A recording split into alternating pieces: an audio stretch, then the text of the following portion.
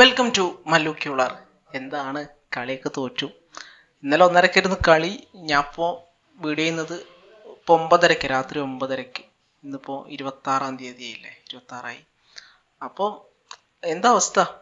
വീണ്ടും തോറ്റു.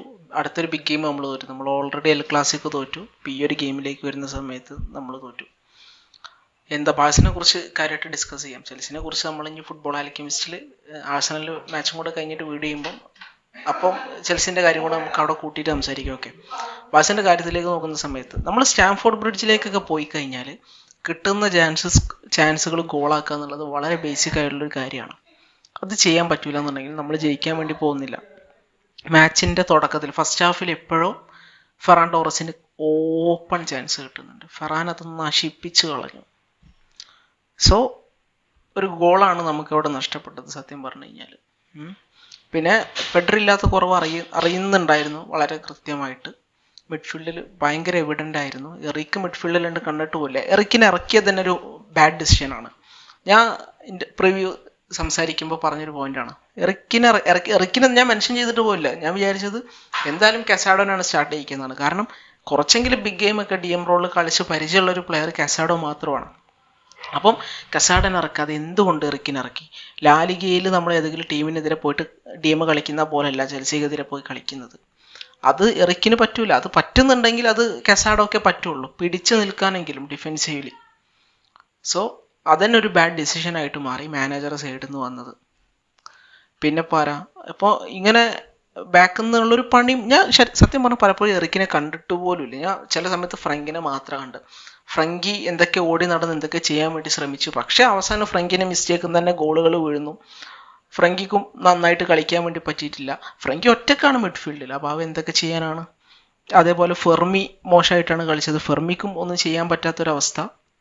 അതായത് ഞാൻ പറയട്ടെ, ഇപ്പോൾ ഒരു നമ്പർ 10 ഉണ്ട്. നമ്പർ 10ൻ്റെ താഴെയുള്ള ആൾക്കാർ ഇപ്പോൾ എറിക്കിൻ്റെ അവിടുന്ന് ബോൾ ഇങ്ങോട്ട് വരുന്നില്ല. പിന്നെ ഫ്രങ്കി എന്ത് ചെയ്യും?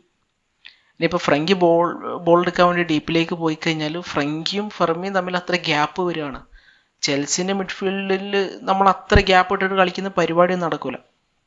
സോ അതൊക്കെ തന്നെ അവർ വളരെ ഈസി ആയിട്ട് നമ്മുടെ മിഡ്ഫീൽഡിലെ ആ ഒരു ഗ്യാപ്പ് കാര്യങ്ങളൊക്കെ മുതലെടുത്തു. നന്നായിട്ട് അവർ പ്രസ് ചെയ്തു. ഓക്കെ, ഫസ്റ്റ് ഒരു 10-20 മിനിറ്റിൽ 2 ടീമുകൾ നന്നായിട്ട് പ്രസ് ചെയ്തിട്ടുണ്ടായിരുന്നു. 2 ടീമുകൾ ഇപ്പം ബാഴ്സ ചെൽസിനെ പ്രസ് ചെയ്യുന്നു, ചെൽസി ലോങ് ബോൾ കളിക്കാൻ പ്രേരിതരാകുന്നു. അങ്ങനെ നേരെ തിരിച്ചു സംഭവിക്കുന്നുണ്ട്. പക്ഷേ ആ ഒരു 10-20 മിനിറ്റ് കഴിഞ്ഞതിന് ശേഷം പ്യൂർ ചെൽസി ഡോമിനേഷനാണ് കണ്ടത്.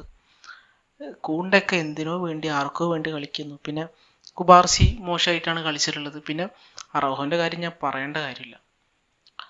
ഒരു യെല്ലോ പിന്നാലെ വേറൊരു യെല്ലോ. ക്യാപ്റ്റൻ ആംബാൻഡ് അണിഞ്ഞൊരു പ്ലെയറാണ്. സെൽ ദിസ് പ്ലെയർ, എനിക്ക് അത്രേ പറയാനുള്ളൂ. Cell this player. നമുക്ക് ലാലിഗയിൽ ഏതെങ്കിലും 1-2 മാച്ചിൽ നന്നായിട്ട് കളിച്ച് ഒരു വിന്നിങ് ഗോൾ അടിച്ച് ചിലപ്പോൾ എൽ ക്ലാസിക്കോയിൽ ഒരു നല്ല ഡിസ്പ്ലേ തരും എന്ന് വെച്ചിട്ട് UCL എല്ലാ ഗെയിമും കൊണ്ടുപോയിട്ട് ബോട്ടിലേൽപ്പിക്കാനുള്ള ലൈസൻസ് അല്ലത്. എത്ര കാലമായി ഈ ചങ്ങായി പരിപാടി തുടങ്ങിയിട്ട്? ക്യാപ്റ്റൻ ആംബാൻഡ് അണിഞ്ഞിട്ടാണ് ഈ ബോട്ടിൽ ജോബ് ഈ പ്ലെയർ ചെയ്യുന്നതെന്ന് ആലോചിക്കണം. റെഡ് കാർഡ് മേടിക്കുക. അതും ഞാൻ പറയട്ടെ, ഫസ്റ്റ് ഫോളൊക്കെ ഓക്കെ സംഭവിച്ചു എന്ന് വെക്കാം. സെക്കൻഡ് ഫോളൊക്കെ അത് ഭയങ്കര റഫ് ടാക്കിളാണ്. അതൊക്കെ എന്തിനാണ് ഒരു യെല്ലോ ഉള്ള ആൾ ചെയ്യുന്നത്? അത് ലാസ്റ്റ് മാൻ ടാക്കിളോ അല്ലെങ്കിൽ ഭയങ്കര ക്രിട്ടിക്കൽ ടാക്കിളോ ഒന്നുമല്ല. അവിടെ ടാക്കിൾ ചെയ്തിട്ടില്ല എന്നുണ്ടെങ്കിൽ ഇപ്പോൾ അവിടെ ഗോൾ വരാനൊന്നും പോകുന്നില്ല മേ ബി. അപ്പം അങ്ങനെ ചെയ്യേണ്ട ആവശ്യമില്ല. പക്ഷെ ആൾ ചെയ്തിട്ട് ഇങ്ങനെ നിൽക്കുക. മനസ്സിലായി, പണി പാളിയെന്ന്. പിന്നെ അണ്ണൻ ബാങ്ക് കയറിപ്പോയി. അതോടെ കളി കയ്യിൽ നിന്ന് പോയി. അതിന് മുമ്പ് വരെ നോക്കുകയാണെങ്കിൽ, ഈ അറോഹൻ്റെ റെഡ് വരെ നോക്കുകയാണെങ്കിൽ ഞാൻ പറയുന്ന ചെൽസി വളരെ നന്നായിട്ട് കളിക്കുന്നു. ബാഴ്സ ട്രൈ ചെയ്യുന്നു. പക്ഷെ ബാഴ്സ ട്രൈ ചെയ്തൊക്കെ ചെൽസി ഭയങ്കര നന്നായിട്ട് ന്യൂട്രലൈസ് ചെയ്യുന്നു. നമ്മൾ ഭയങ്കര ബാഡായിരുന്നില്ല. ആ റെഡ് കാർഡോടെയാണ് ബാഴ്സ ഭയങ്കര ബാഡായിട്ട് മാറിയത്.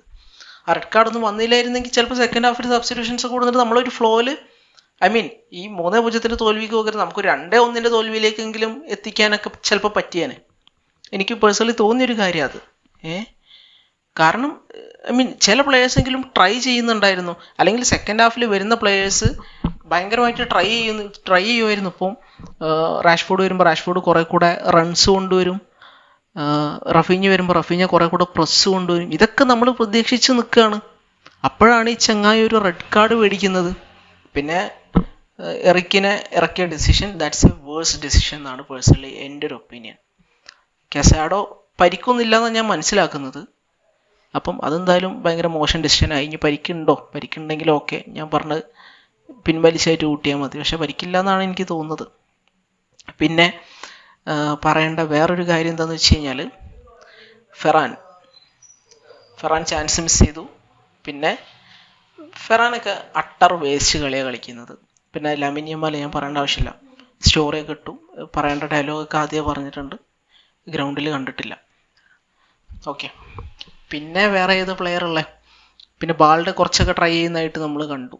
എന്നിരുന്നാൽ പോലും ആള് ടോപ്പ് ഒന്നും ആയിരുന്നില്ല. പക്ഷെ അറ്റ്ലീസ്റ്റ് ഈ വേഴ്സ്റ്റ് പെർഫോമൻസ് എന്ന പ്ലെയേഴ്സിൻ്റെ ഇടയിൽ കുറച്ചെങ്കിലും ബെറ്റർ ആയിട്ട് എനിക്ക് പേഴ്സണലി ബാൾഡേനെ തോന്നിയിട്ടുണ്ട്. പിന്നെ ലെവൻഡോസ്കി കുറച്ച് നമ്മൾ ബെറ്ററായി കളിച്ച സമയത്ത് ഡീപ്പിലേക്ക് വന്നിട്ട് ഫെറാന് ബോൾ കൊടുക്കുന്ന കാഴ്ചയൊക്കെ കണ്ടിട്ടുണ്ടായിരുന്നു. അതൊക്കെ കണ്ടപ്പോൾ നമുക്ക് ഓക്കെ, അവരങ്ങനെ കളിക്കട്ടെ, വർക്കൗട്ട് ആവുമായിരിക്കും എന്നുള്ളൊരു തോന്നലുണ്ടായിരുന്നു. അപ്പോഴാണ് റെഡ് കാർഡ് അങ്ങോട്ട് അടിച്ച് കയ്യിൽ കിട്ടിയത്. ഓക്കെ, ഈ റെഡ് കാർഡൊക്കെ ചെൽസിനായിട്ട് 11 ആളെ വെച്ച് കളിക്കാനേ പാടാം, പിന്നെയാണ് 10 ആളെ വെച്ചിട്ട്.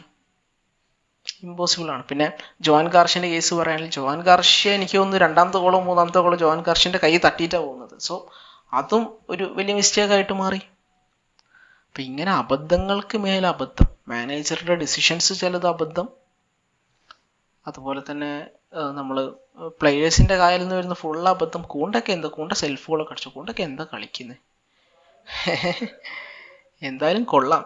ഞാൻ പിന്നെ എന്താ പറയുക, നമ്മൾ എൽ ക്ലാസിക്കോൻ്റെ വീഡിയോ ഇട്ട് അതിനെ ഭയങ്കര നെഗറ്റീവായി. കാരണം നമ്മൾ മാച്ച് കഴിഞ്ഞ് അപ്പം തന്നെ വീഡിയോ ഇട്ട് കഴിഞ്ഞാൽ നമ്മൾ മൊത്തം വികാരം പറയും. അതാണ് ഞാൻ നല്ല ടൈം എടുത്തിട്ട് ഈ ഒരു വീഡിയോ ചെയ്യാമെന്ന് വിചാരിച്ചത്. ഓക്കെ, ഭയങ്കര ബാഡ്. നമ്മൾ ഓക്കെ, ചെൽസിനായിട്ട് ജയിക്കണ്ട, ഒരു സമനിലൊക്കെ പിടിക്കണ്ടേ? ഇപ്പം ഞാൻ യമാലെ വീണ്ടും പറയാണ്, ബാസന്റെ 10ാം നമ്പർ ജേഴ്സി ഇട്ടിട്ട് കളിന്റെ മുന്നേ എല്ലാ വർത്താനം പറഞ്ഞിട്ട് ഗ്രൗണ്ടിൽ കളിക്കണ്ടേ? കളി എവിടെ? പിന്നെ അറാഹോന്റെ കാര്യം ഞാൻ പറഞ്ഞു, അറാഹോന് സെല്ല് ചെയ്യാം. നമ്മൾ ഇങ്ങനത്തെ ഒരു പ്ലെയർ ഒന്നും ചുമക്കേണ്ട കാര്യമില്ല.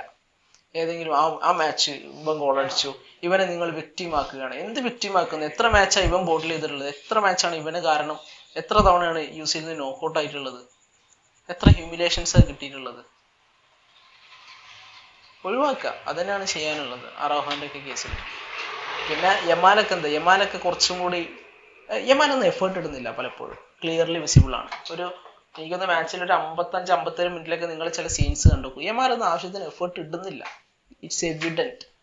57 മിനിറ്റിൽ ബോൾ ഇങ്ങനെ പോകുന്നു, യമാൽ ഇങ്ങനെ നോക്കി നിൽക്കുന്നു, പ്രസ് ചെയ്യുന്നില്ല, വെറുതെ ഇങ്ങനെ മൂവ് ചെയ്യുന്നു. എന്ത് കാര്യമുണ്ട്? മാൻ, പുട്ട് ദ എഫേർട്ട്, അപ്പോഴേ എന്തെങ്കിലുമൊക്കെ കിട്ടുള്ളൂ. 10ാം നമ്പർ ജേഴ്സി ഇട്ടിച്ചിട്ട് മെസ്സിയാണെന്നൊന്നും വിചാരിക്കണ്ട. പ്രസ് ചെയ്യാതിരിക്കലും ഡയലോഗ് അടിക്കലും കാണിച്ചു കൂട്ടലും. മര്യാദ കളിക്കുക, അല്ലെങ്കിൽ ഫാൻസും പിടിച്ച് താഴെടും. അതാണ്. പിന്നെ പെഡ്രിനെ മിസ് ചെയ്തു. പിന്നെ പറഞ്ഞിട്ട് കാര്യം, ചെൽസിന്റെ സൈഡിൽ മിസ്സിങ് ആളുണ്ട്. ചെൽസിന്റെ സൈഡിൽ അവർ പാൽമറിനെ മിസ് ചെയ്തിട്ടുണ്ട്. പക്ഷെ അവർ ഒരു രക്ഷയില്ലാത്ത പെർഫോമൻസ് കിട്ടും. അവരുടെ സ്റ്റേഡിയത്തിൽ ഇപ്പോൾ റെസിഡൻസ് കുക്കുറയൊക്കെ യമാലിനെ പോക്കറ്റിലാക്കി. പിന്നെ മാലോ ഗുസ്തോ വളരെ നന്നായിട്ട് കളിച്ചു. എൻസോ ഫെർണാണ്ടസ് ഉണ്ടുമ്പോൾ എൻസോ 2-3 ഗോൾ അടിച്ചു. അതൊക്കെ ഓഫ്സൈഡ് ആയത് ഭാഗ്യം എന്ന് പറയാം, അല്ലെങ്കിൽ തലയിൽ മുണ്ടിട്ട് അടക്കേണ്ടി വന്നേനെ. പിന്നെ റോബർട്ടോ സാഞ്ചസ് കുറെ ഡയലോഗ് ഒക്കെ അടിച്ചിട്ടുണ്ട് ആശാൻ മാച്ചിന് ശേഷം. അങ്ങനത്തെ ഡയലോഗ് ഒക്കെ അടിക്കും. ജയിച്ചു കഴിഞ്ഞാൽ ആർക്കും ഡയലോഗ് അടിക്കും. പിന്നെ ഇപ്പോൾ ഏത് പ്ലെയറാണ്? കൈസഡോ വളരെ നന്നായിട്ട് കളിച്ചിട്ടുണ്ട്. പിന്നെ നെറ്റോ അടിപൊളി. എസ്താവോ മാൻ, എനിക്കൊന്നും പറയാനില്ല. ആ ഗോളുണ്ടല്ലോ, സൂപ്പർ ഗോള്. ഒരു രക്ഷയില്ലാത്ത പ്ലെയറാണ്. 2026 വേൾഡ് കപ്പിലേക്ക് വരുന്ന സമയത്ത് ഞാൻ വളരെ ആകാംക്ഷയോടെ ഉറ്റുനോക്കുന്ന ഒരു പ്ലെയർ എന്ന് പറയില്ല, അങ്ങനത്തെ ഒരു പ്ലെയറാണ് എസ്താവോ. സോ അതൊക്കെയാണ് പറയാനുള്ളത്. ബാസ് തോറ്റു, അടുത്ത മാച്ച് ജയിക്കാൻ നോക്ക്. ജനുവരിയിൽ അഡീഷനൊക്കെ നടത്താം. എനിക്ക് വലിയ പ്രതീക്ഷ ഒന്നുമില്ല ജനുവരിയിൽ അഡീഷൻ വരുന്നു. ജനുവരിയിൽ അഡീഷനേക്കാളും ചാൻസ് 2026 ഈ പൈസ ഒക്കെ കൂട്ടി വെച്ചിട്ട് ഇലക്ഷനും കണക്കാക്കിയിട്ട് സൈനിങ് വരുന്ന ഒരു സ്കീമായിരിക്കും മിക്കവാറും. അപ്പം എന്താണ് നിങ്ങളുടെ ഒപ്പീനിയൻസ്? പറയൂ. Thank you.